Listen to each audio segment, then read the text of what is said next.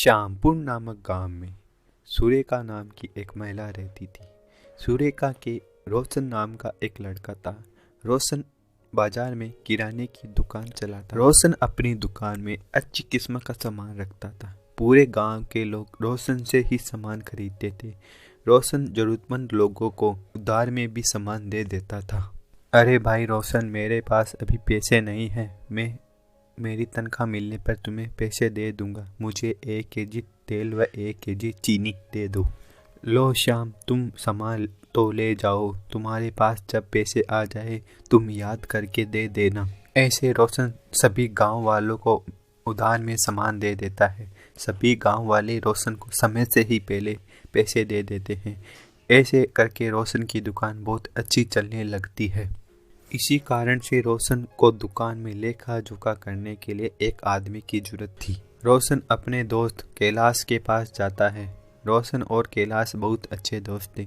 दोनों में यही फर्क था कि रोशन बहुत पैसे वाला था और कैलाश के पास कोई अच्छा रोजगार नहीं था। रोशन और कैलाश की पढ़ाई एक साथ ही हुई थी। वहीं कैलाश पढ़ाई में होशियार होने के कारण लेखा जोखा करने का काम भी बहुत अच्छे तरीके से कर लेता था।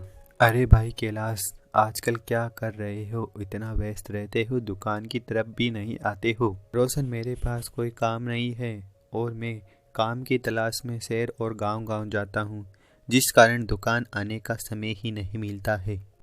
तुम अच्छा समझो तो तुम मेरी दुकान में काम करना पसंद करोगे? हाँ भाई रोशन, क्या काम करना होगा? तुम पढ़ाई में मुझसे होशियार थे और तुम दुकान और कारोबार का लेखा जोखा भी जानते हो।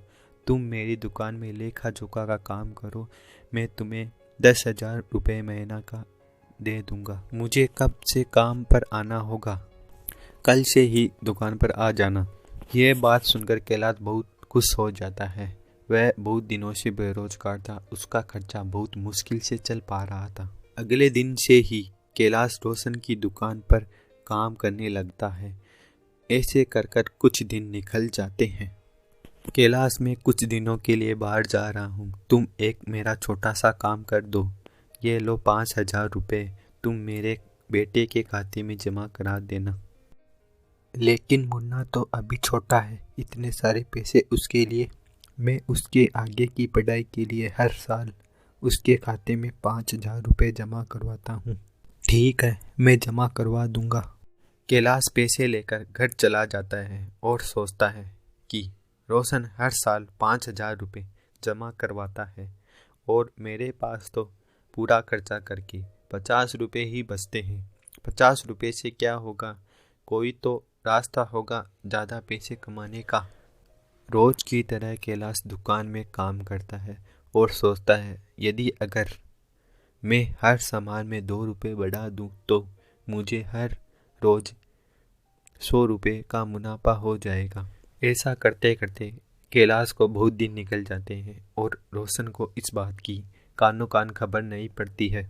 एक दिन कैलाश दुकान पर नहीं होता है और रोशन दुकान पे काम कर रहा होता है तो एक ग्राहक आता है। अरे भाई रोशन, 10 केजी अनाज और 5 केजी तेल देना। अभी देता हूँ भाई, और सब घर में बढ़िया?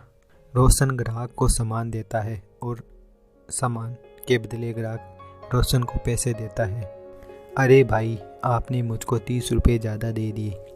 नहीं भाई, कैलाश मुझे यही पैसे लेता है। रोशन को कैलाश पर शक हो जाता है। वह दुकान में जाकर हिसाब की किताब को देखता है तो उसे पता चलता है कि कैलाश ने उसके साथ बेईमानी कर रहा है। तभी कैलाश दुकान में आ जाता है। ये क्या है धोखेबाज कैलाश, तुमसे मुझे ये उम्मीद नहीं थी। वो मैं। चुप हो जाओ तुम मेरे दोस्त थे, इसलिए मैंने तुम पे भरोसा किया।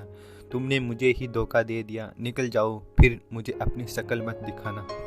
अब कैलाश को अपनी गलती समझ आ गई और उस दिन के बाद दोनों की दोस्ती हमेशा के लिए टूट गई। इसका कारण था कैलाश का लालच।